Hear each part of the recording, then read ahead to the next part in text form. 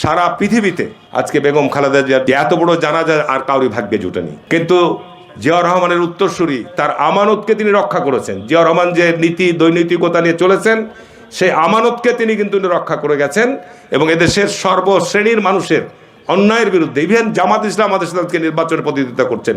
গত 13-14 সালে জামাত ইসলামের বহু লোককে সরকার হত্যা করেছিল, তাদের ব্যাপারেও বলেছে যে অন্যায় জুলুম, এটা হত্যা করা এটা অপরাধ।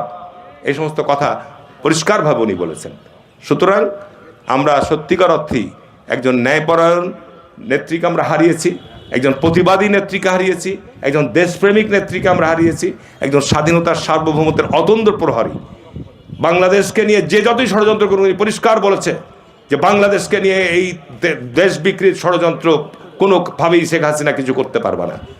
জনগণের সাথে থাকো, আমরা প্রাণ খুলে দোয়া করব এবং উনি যে নিদর্শন রেখে গেছেন তার সন্তান যেন সেই নিদর্শন অনুসরণ করতে পারেন। এদেশের আলেম ওলামাদেরকে মহব্বত করেন, এদেশের গরিব দরিদ্র মানুষকে মহব্বত করেন, এদেশের নির্যাতিত মানুষকে যেন তার বিরুদ্ধে যেন উনি আইনের ব্যবস্থা উনি ঠিক রাখেন।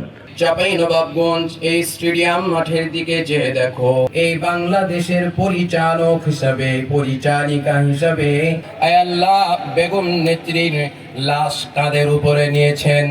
আয় আল্লাহ সন্তান যেমন বাবা মার কোলের কাছে আজমি সাল্লাল্লাহু আলাইহি ওয়াসাল্লামের হাদিস পড়েছেন।